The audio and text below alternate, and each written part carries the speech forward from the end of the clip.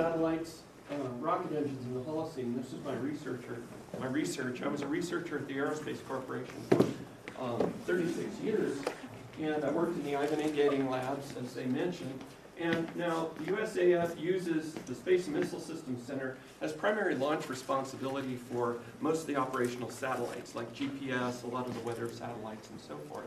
They launch out of Vandenberg, but the Aerospace Corporation is a nonprofit company that supports them with scientific know-how. So I basically worked in a stable of scientists, about 400 scientists in this Ivan A. Gating labs, coming from all walks of life. They were a very interesting group of people, very diverse. First, some background. All right, I'm only going to talk about facts today.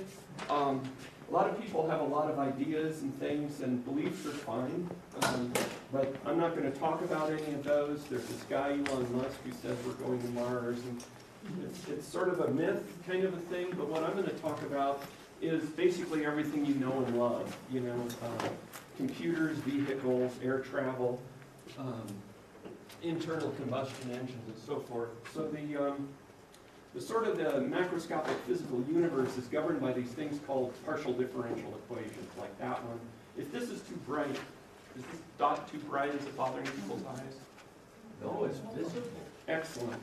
Okay, so Navier-Cauchy equations, Maxwell's equations that cover electromagnetics, the Arrhenius equation, which governs chemical reactions, Navier-Stokes equations, which govern chemical flow. So these are facts. These are things we use to build the world that you're familiar with and that we all rely upon. That's the kind of thing I'm going to talk about. And I wanted to mention something else. I don't know if you're aware of ACRI versus New World Communications decision in Florida Appellate Court in 2003. Set a legal precedent, said, okay, the news, U.S. news doesn't have to tell the truth, basically. It does no wrong if it distorts the truth. Yeah, most people don't know about that. Canada has the Radio Protection Act, which says the news must tell the truth. So the U.S. news can't broadcast in Canada because of the... So it's important to know that what you're seeing on the news, there's no governing body saying that has to be true. So why is that dangerous when we're talking about things like facts? Well, let's say these are some temperatures you measured on a piece of wood out in the sun. Okay?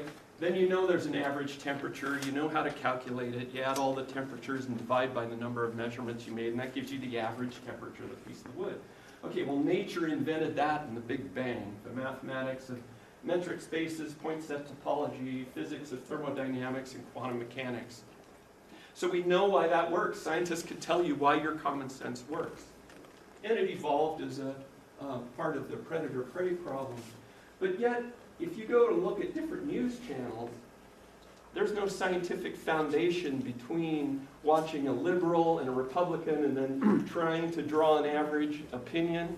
There's no science behind that at all.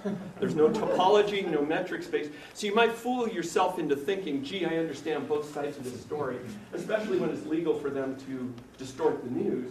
So that's a dangerous thing to believe. And the last comment I have is the power of hidden facts. And people will use this on you a lot. Like, see three numbers, 1 through 5, their average is 3, right? And then somebody says, oh, well, there's some other number I don't know about, but it's probably close to the same, and so forth. Well, no, if you don't know that fact, it could be way off.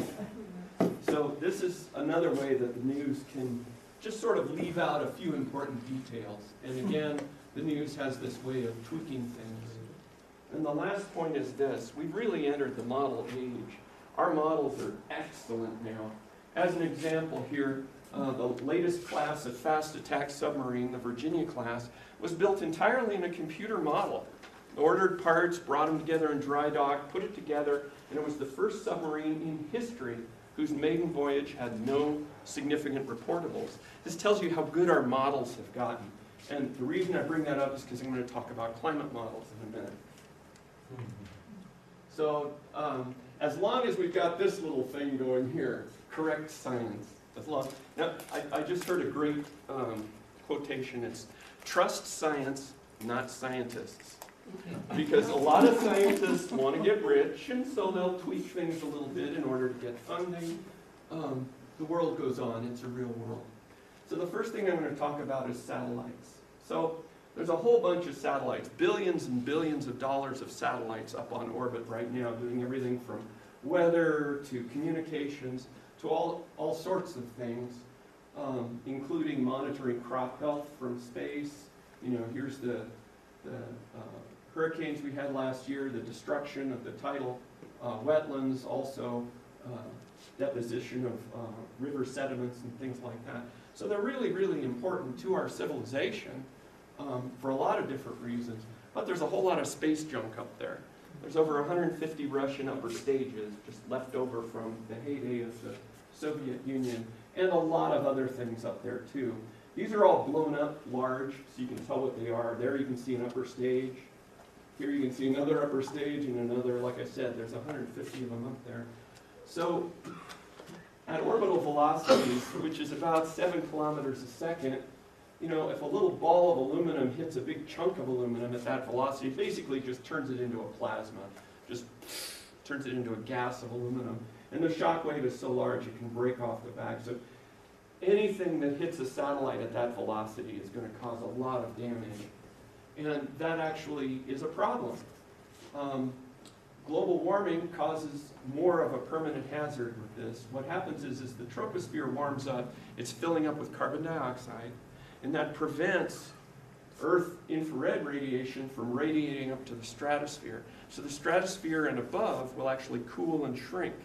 And so it shrinks away from the orbiting satellites and tends not to cause them to come back in. They tend to be more permanent. So it causes the space junk problem to get worse. Because normally they want the orbit to decay slowly and then this junk to re-enter. In about 2007, there was a collision between a Cosmos and Iridium satellite.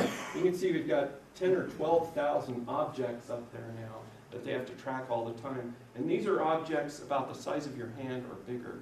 They can't see anything smaller. So there's probably a lot more. So this is the Cosmos Iridium event. This is a cool video that I downloaded to kind of give you an idea.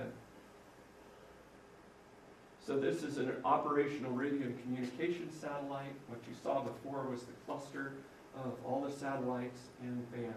The Cosmos satellite had been dead for some time, and they chose, because it's cheaper, not to track the satellites. So it was Iridium lost a satellite, but they don't care. They'll just, you know, get insurance for it and then launch another one perhaps. But the problem is it creates all this extra space junk. And since the Earth isn't a perfect sphere, it spreads out into different orbits and starts to spread all around the world. Within a few days, it's all over the place. All this additional space junk was an increase of about 10 or 12% over what we already knew was there. Here's all of it in all the various orbits. I like this. There's a real one coming by there. That's out in a Molniya orbit. So I had money to, Debris LV was part of the DebrisSat program, it was a NASA program, to construct a mock Russian upper stage, which is what this is, Debris LV for launch vehicle. It's held together by rivets, as you can see, most of the Russian upper stages are. Nobody knew if the rivets came out in an impact. I mean, that could add hundreds of extra particles right there. So there were a number of things they didn't know about, and that's me mounting it inside this giant vacuum chamber.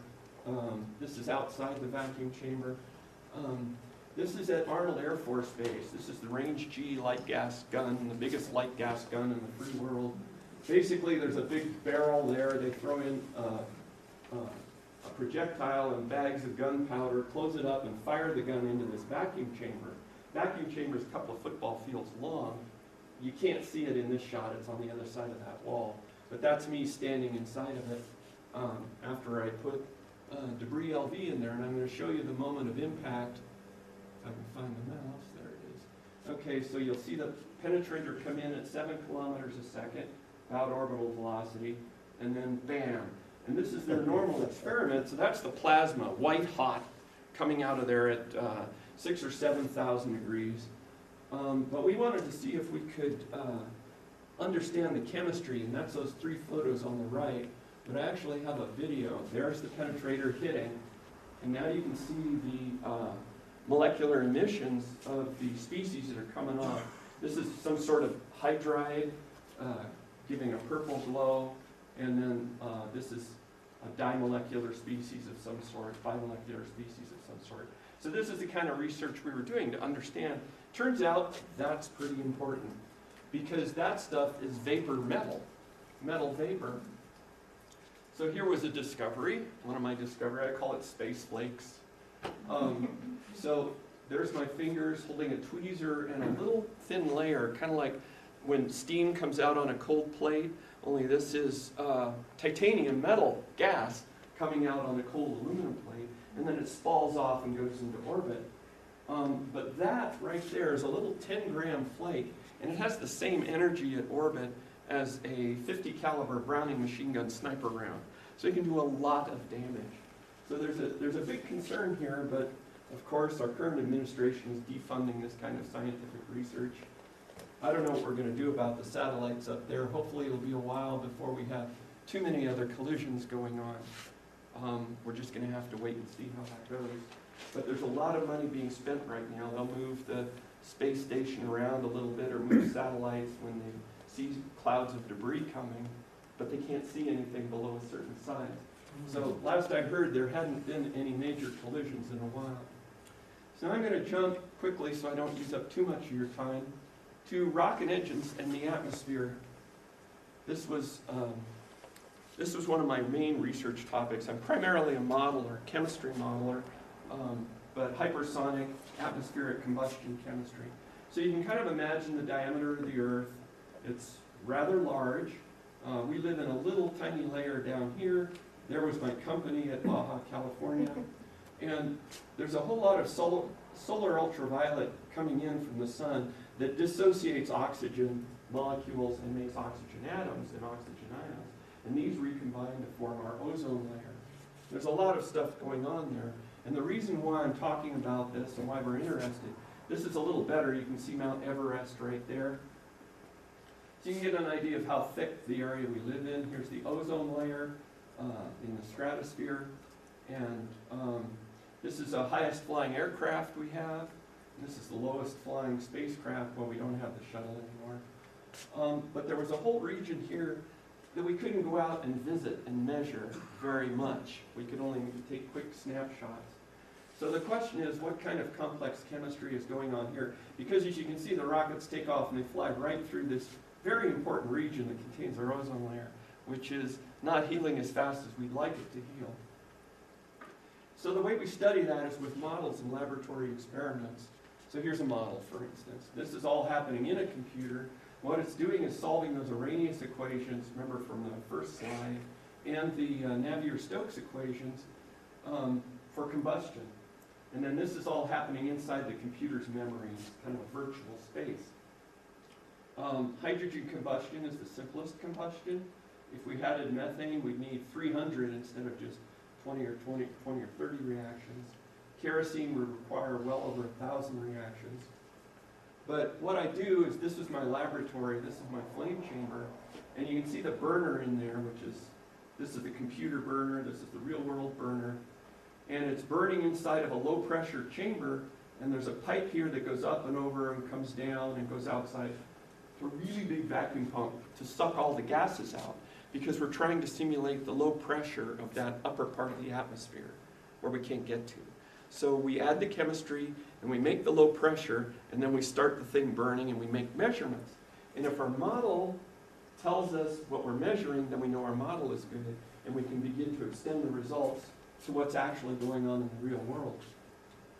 That's called model validation. So hydrogen burns clear at visible wavelengths. You can't see it burning there.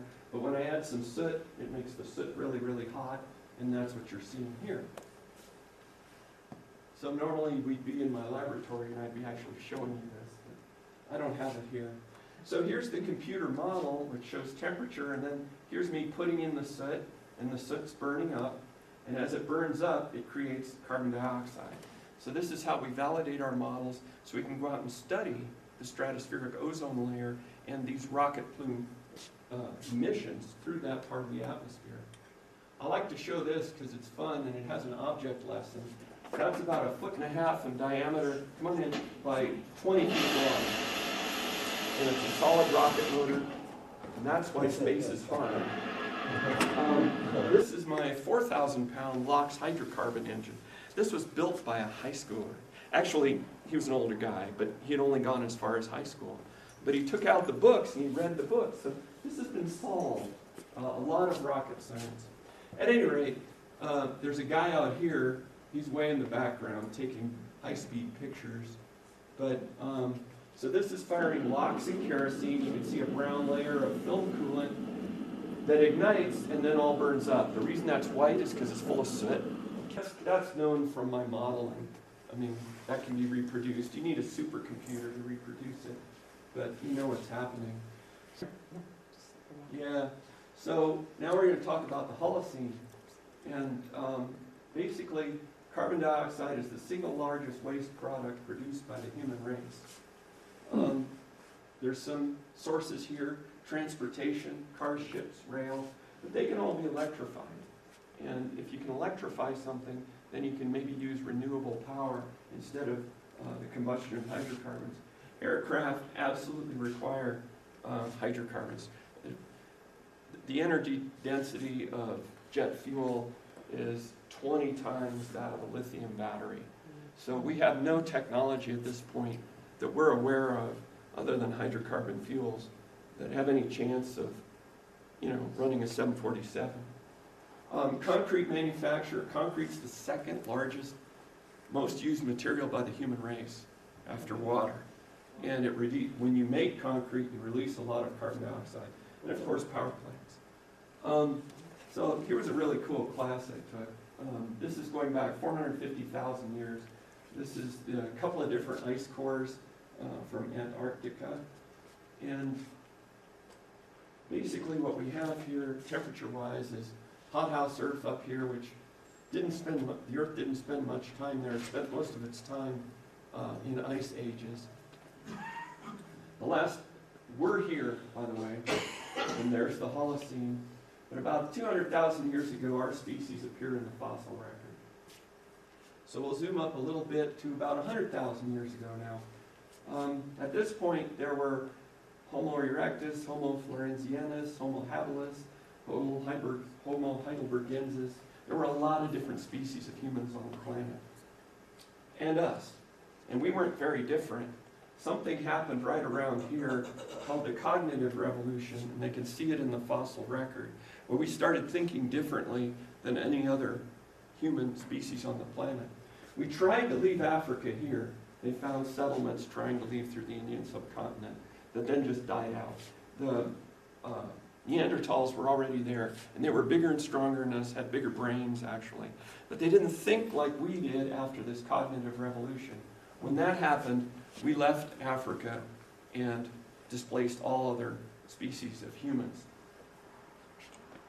There was a little interbreeding, they know that now, and they don't know the details, whether it was a war or whether it was just out competition. It was probably competition. But we were the first large animal to cross open ocean to reach Australia. Within a couple thousand years, the megafauna was gone. About 20,000 years ago, we crossed to the Americas, and within a couple thousand years, the megafauna was gone. There was an oversized lion, mastodons, and so forth. And then this was in and out of ice ages, very turbulent time. We were always hunter and gatherers because you couldn't tell what one summer was going to be like compared to the next. But then if you want to believe in God, I mean, right there is about the most important thing that happened.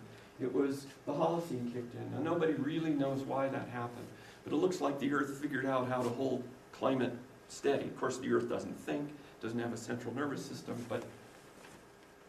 and then all of a sudden, every summer is going to have growing season. And so what happens? We started off with agriculture, and then large-scale civilizations begin. So everything you know, everything around you, I'm going to talk about the younger Dryas there in just a second. But everything you know, everything around you we take for granted is because of that Holocene, where we have stable food supply, and we can start running the Earth like it's a nice, hospitable, warmed house for us. So the Younger Dryas was one of the last big quick changes. This is from White recently at the AGU fall meeting. Was finding warming on the order of 1 degree a year for 5 years, and then a stable period for 30 years, and then 1 degree C a year for 5 years. That's rapid warming, 100 times faster than what we've seen in the last century. I'll show you that in a minute. So now the question is, how quickly is this that we've kicked off? How quickly is that going to change? So, just some facts.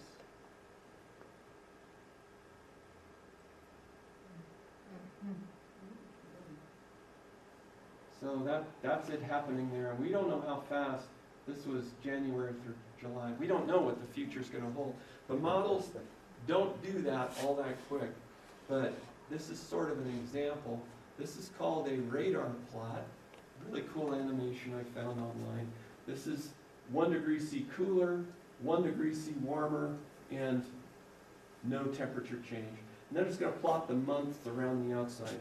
So this is every month worth of data starting in about 1850.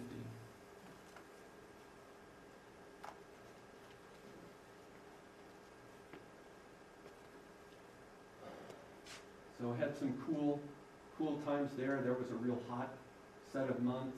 There's 1900, World War I, World War II, my birthday, graduate from high school, and you kind of see it spreading out, and there's the turn of the century right there. And then 2016, 1 degree C. Big change, just fairly recently. This was done at the Hadley Center in Great Britain. They're one of the world's leaders. There's also a similar data set from NOAA and NASA.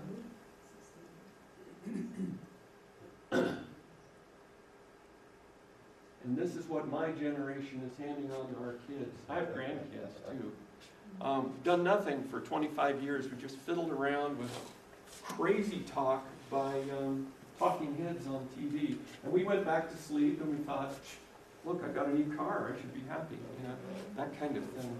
So now we're kind of in a pickle here. We're at 1 degree C. Here's another way of looking at it. So this is basically every thermometer reading in North America for these time periods here. And you can see the average. They're just piled on there. They're not even average. They're just all added together. So what's really important is here. You're going from no extremely hot days to a lot of them. That's like a quarter or a fifth of all days. And that's a problem because that's nonlinearity. What if that happens just before you're ready to pick your crop? And these are the kind of things we saw in 2016. You remember planes grounded because it was just too hot. The planes weren't designed to fly. In Great Britain and Australia, this is the kind of thing that can happen in a severe heat wave. And then they've got to go out and fix it. You can't bring food in by train when the tracks are like that. So that can be an issue. There's about 3 days supply of food in any city. Canada, Fort McMurray fire, 2 or 3 times the size of Prescott, just sort of snuffed by a wildfire no one could control, way too big. Melting asphalt, which would be another problem, I suspect, for Phoenix. I don't know where our food comes from, actually. But civil society has decided 2 degrees C is about the max we could probably tolerate and save civilization. This thing we've all grown to rely upon. Why not 4 degrees C? Well, there's a number of reasons. Can you imagine an 18-degree heat wave in Phoenix? You know, 140, something like that. Half the food supply goes away. I know we're rich, we're going to pay a lot for food, so it'll be the poor people far from here, people of color, who will be the first to get hit by this. But the IEA chief economist is saying 6 degrees would basically devastate the planet if it got 6 degrees average warmer. The IMF and the World Bank have come out stating that 4 degrees C would cause our civilization to break down. And there's a big equity problem too. 50% of the CO2 comes from 10% of human beings. The top 1% of US emitters have CO2 footprints 2,500 times higher than the bottom 7 million people globally. So that's 3.4 emitting 2,500 times as much as the bottom 7 million. So what's causing this to happen? Well, here's an octane molecule. Think of your car, has gasoline in it, about 114 atomic mass units, but when you burn it, it mixes with oxygen, and suddenly you've got 352 atomic mass units of carbon dioxide. So you can do your own calculation for your own car. 1 gallon of gasoline yields 20 pounds of carbon dioxide. So that's a pretty good rule of thumb to carry around. America in 2015, more than half of all Americans, there's 51%, are at the federal wage poverty line. 1% of Americans make $250,000 a year. They control something like half of all U.S. wealth. 1,000 Americans earn more than $20 million a year.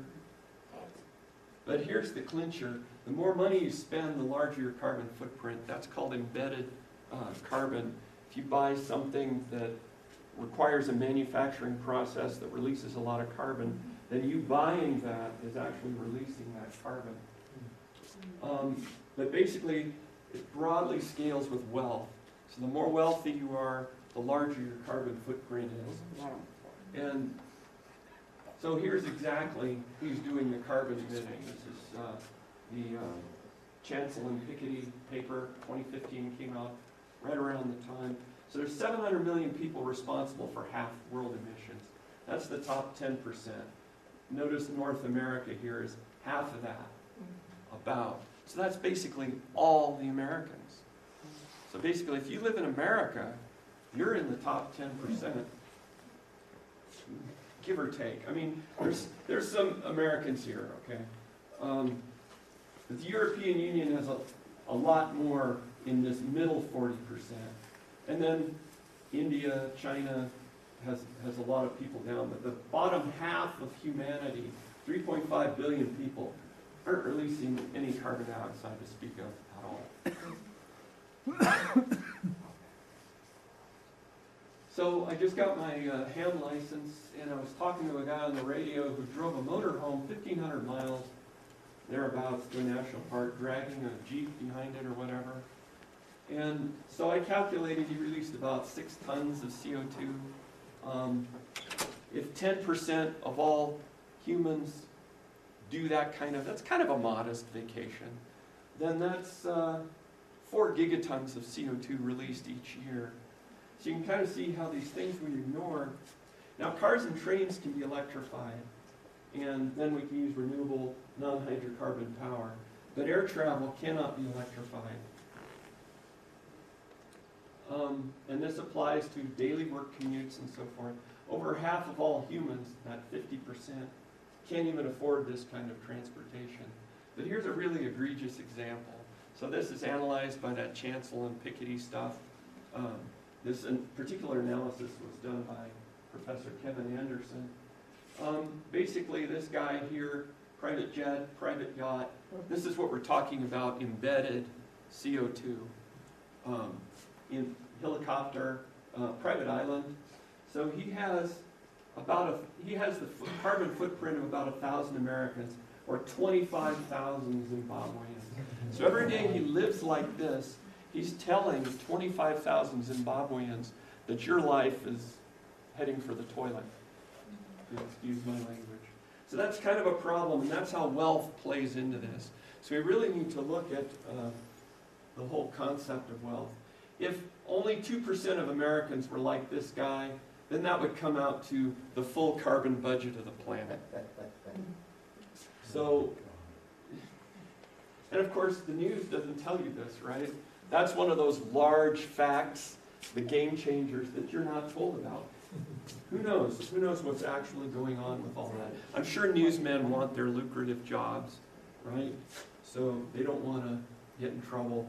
But, so here's the IPCC carbon budget as of 2011. I'm going to explain real quick what a carbon budget and then try and finish up. So the IPCC is the Intergovernmental Panel on Climate Change. They're primarily responsible for collating the international scientific community's results on these.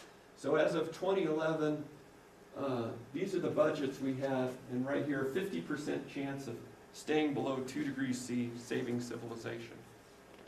We could release 1.3, we could release 1,300 gigatons more of carbon dioxide as of 2011. But it's not 2011 anymore, so now we have 800 and 1,000 that we can release. And I'm not going to mention planetary boundary analysis, but that's very interesting stuff. So what is a carbon budget? Well, let's say you release 5 gigatons per year. That's a rate, how much you're releasing, for 5 years. Well, that's 25 gigatons. So you release, and then you stop releasing carbon and never release it again. Then you say you've released 25 gigatons. It's actually the area under this rate curve. This is the real world now. These are the various climate change. We knew way back in 1990 what we had to do. We haven't done anything. You can see the rate of release keeps going up and up and up. How much carbon do we have to release? Well, we have an area. We can't change the past. That area is fixed. But what we do with that area, the amount of carbon budget, remains to be seen. So we need that to be less than 1,000 gigatons. Right now we're heading in this direction, and this is one of those cases where I'm not going to call that a fact, but I will point out that this is my belief. 6 degrees C is associated with the end Permian mass extinction. When the Siberian traps, a large igneous province in Siberia, belched forth for 1,000 years and raised the carbon dioxide, they believe it raised the temperature of the planet about 5 degrees C. And then runaway feedback loops took over. So if we do this, have all this area, we're heading for basically a global kill event by 2011. Now that area I mentioned, if we want to stay below 2 degrees C, this is about the gentlest you can hope to do with it. In other words, you have to stop emitting carbon dioxide very quickly and start tapering off essentially to zero. That's where we're at now. The Paris COP21 was closer to 3.5 degrees, even though they pretended it was 2 degrees C for political reasons. But we've released so much carbon dioxide now that we have no alternative except to make rapid deep cuts now, within the next 5 years or so. We have to turn that curve over and start heading it down. So what does that curve look like? 5 years isn't enough to build a whole bunch of new nuclear plants or wind power or solar cells or anything like that. There isn't enough time. The only way we can stop emitting is to stop emitting. And then later on, if we can get low carbon energy in place, then we can raise our emissions again. But if we wait till, if we had started in 2011, we would have had to reduce it about 4% a year. So can you imagine 4% less gasoline every year? You can do the math. That's unpleasant. Well, now if we wait till 20, then it's 10% every year. 10% fewer airline flights every year. 10% less heating of your house unless you get a really good heat pump system. 10% fewer car trips until it hits zero around 2040. By then you've got to have electric and you've got to have other things. Buses, rapid transit, whatever. So this stuff took like a couple of years before I could get it into my head. I was just so used to the scientific world I lived in. This laboratory that sucked power, you know, in order to keep all these millions of dollars of equipment going.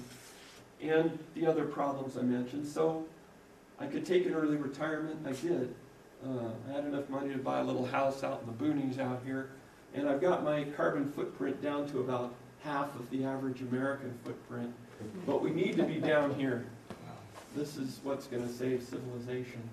Excuse me, Patty, Sure. I can't see that website. Can you? Oh, I'm sorry. www.carbonfootprint.com. No.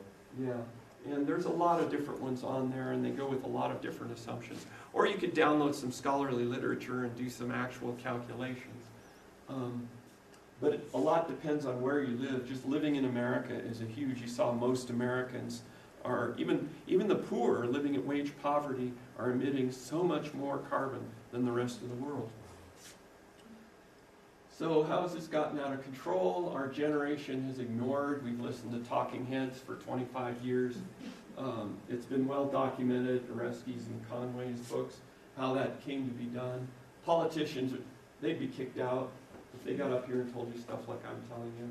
Thankfully, I'm retired. You can't fire me. Scientists have been defunded. Yeah, they were defunding me if I didn't tell them that the SpaceX rocket was clean as a whistle. No worries.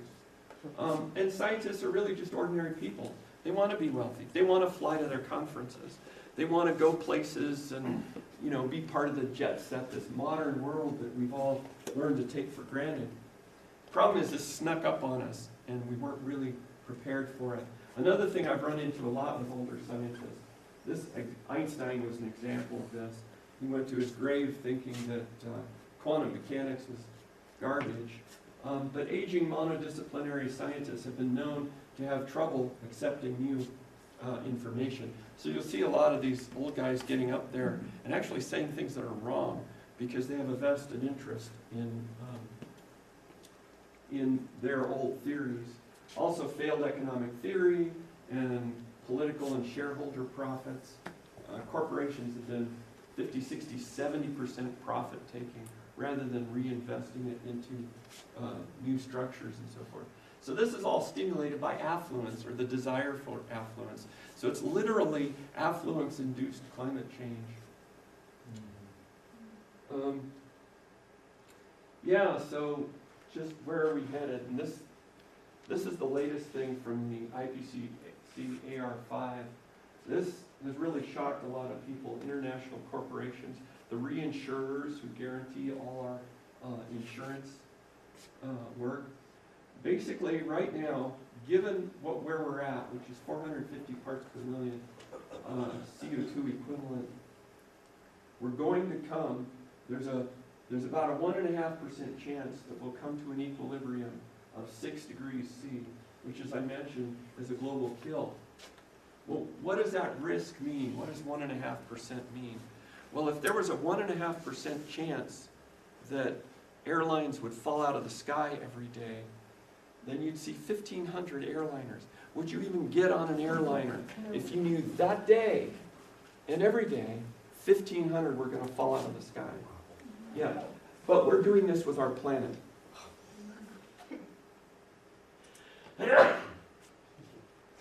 7% chance of 4 degrees C, which means civilization is over, but it probably won't be a global kill at 4 degrees C.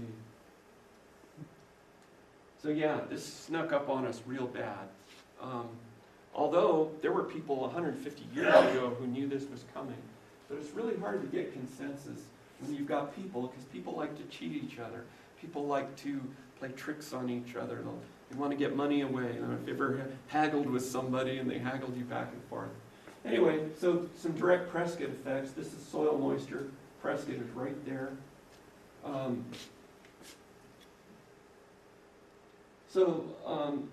This is now assessed out of the AR5 data sets. About 17 different climate models were assessed for this. So we're like at a 90% risk of a decade drought within the next 50 years. I'm not sure how long I'll be here, meaning alive. But above 80% for multi-decadal, which is a 35-year drought. Now, scientists tend to be conservative. I'm not sure I think they're being overly conservative here, because a drought is something that ends, right? Everyone talks about a drought as something that ends. And here's some historical droughts that have happened as the moisture balance decreased a lot. But this is a complete game change here. It's not recovering. This is a new normal. So they're calling it a drought, and the title of the paper was Unprecedented Drought Risk. But that may be disingenuous a little bit. But again, these are models. We don't actually know until we go there. but luck favors the prepared. Here's another recent paper. Arizona is right there. Basically, stationarity is the principle that all water managers have always used, that you have a climate like the Holocene, and things wander around, and you prepare for your worst case and your best case. Well, everything's changing, so stationary is dead. Anybody who knows the water managers at Prescott might want to have this conversation with them, because they may or may not have been trained in water management, but if they have been, they were trained in stationary water management. And they need to be preparing for what we're going to see.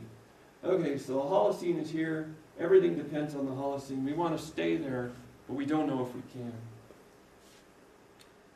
So we're in a climate emergency. This is not a message of futility, but a wake-up call of where our rose-tinted spectacles have brought us. Real hope, if it is to arise at all, will do so from a bare assessment of the scale of the challenge we now face. Ultimately, we must escape the shackles of our 20th century mindset if we are ever to resolve the 21st century challenges. This will demand leadership, courage, innovative thinking, engaged teams, and difficult choices. And we have a lot of really good teams here in Prescott. And it may be time for us to begin to talk to each other and work together and see what kind of changes we can begin to make. Robert Unger, you may know, philosopher, politician. At every level, the greatest obstacle to transforming the world is that we lack the clarity and imagination to conceive that it could be different. I mean, what we see is this world we were grown up in, which is going away. So what can we do? Well, there are compelling reasons to halt nearly all commercial air travel. Stop using dirty rockets. We just can't, we have no idea how to electrify aircraft at this point. There are compelling reasons why people who make $50,000 or more a year have to cut their carbon footprint very quickly. And we want to do this in as coordinated a way as possible. So my thinking is town hall meetings. Trying to think out of the box, building local resilience, town hall meetings. I may be running out of time, so I'm just going to blow through this slide. But I wanted to show you this. Hydrocarbon fuels must go away, and fast. How about some electric buses for our highway out there? Now that's like everybody goes, yeah, sure, why not? But it's like, can you conceive of that? And this is what I mean. So 10,000 Prescott women, and grandmothers and mothers who care about their children and grandchildren donate once per week the cost of a latte. That's $2 million in a year. You didn't know you had that kind of money, did you? Okay. You could probably afford one latte per day. That's $14 million in 1 year. That would buy 14 buses and pay the drivers. Electric bus gets about 400 miles to a charge. So this is me trying to think out of the box. And if they make their husbands do it, we can get $30 million. But I mean, there are other things we can do. This is just an attempt at thinking creatively out of the box. And we have tremendous knowledge shared between ourselves on this sort of thing. So the most important thing is to learn to think differently and begin to imagine possible new futures. This wouldn't require our city council at all. I mean, we could do it as a nonprofit corporation. I mean, we don't have to kill the Republicans, okay? We don't have to do that. A lot of people, yes, a lot of people think that, and that's actually a problem. Because there's actually a genetic reason. There's a genetic correlate, a heritable element that produces, and it's aversion to ambiguity. When ambiguity causes you fear, you tend to drift towards ideological belief. I mean, it's not their fault. Anyway, enough of that garbage. Sorry about that. Can we teach this to our children and grandchildren? This is a college town. But the college town doesn't talk to the retirement community doesn't talk to the college. So it's a little bit fragmented. And there will be tough social problems in trying to do any of this, which an all-inclusive, everyone, town hall approach may help resolve some of these problems. But it's going to be hard, and this is why courage is required, because it's hard. Whatever the future holds, it will not look like the past or the present, but we do have choices. So our civic leaders can do a lot. They can increase support for local food, local businesses, instead of giving free land and hookups for large corporate stores that we don't necessarily need. Local resilience building, instead of building new houses, you can retrofit existing houses so that people who don't have money or people who are struggling, we can actually live a better life. Develop legal options for local investing. Because every time we buy locally, our money has a multiplying effect locally rather than shipping it off to Wall Street. There are electrical cooperatives in this country where many counties own the electric company, and they all run it like a group. Out where I am, it's the Diamond Valley Water District. It's a bunch of yahoos like me who figured they could run a water district, and they're doing it. This can be done with a lot of different things. Rebuild, repair, reuse programs, the maker movement. Develop science-based water policies. Of course, I'm poking at the Prescott people. And we can do all this if we choose to work together, but it's our choice. And it's not necessarily easy. So I think this is my last slide. But there's a lot of information out there. Here's Johns Hopkins Center for a Livable Future, University Press of Kentucky, Yale University Press, Fellowship for International Community. Here's a really good book. I actually have a copy if anyone's interested in reading it. What I found hard there, I like science, I like equations, I like experiments, but this talks about how do you get people to work together, especially when they're yelling at each other in the middle of a meeting. That takes real courage and strength, but those are the kinds of things we're going to need. Anyway, I have a copy of that book. I highly recommend it. It's very diverse. I don't know if you remember from grade school, you had a reader, and there'd be like a science fiction story. There'd be a novel, there'd be some poetry, there'd be all these different things. That's why that's called a reader, because it has many different things in it that all are going about building community resilience.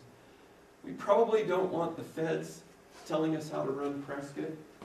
They don't know in the first place, and second, we're not sure we agree with them. But Arizona State University is granting a master's degree in community resilience. So we do have resources. Our own Prescott College has a Master of Arts in Environmental Studies and Sustainability. So we can start working these things together. But I was in Wild Iris the other day, and there was a professor there grading paper, an engineering professor. I said, did you read the IPCC AR5? Did you know there's a 1.5% chance of a global kill? And he just sort of goes back like that, and he says, wow, that's huge. Because he's an engineer, he knew what 1.5% meant. But he didn't know anything about this, so he's educating these kids. And these kids are going to be like me, they're going to grow up and not know anything about what they're actually facing.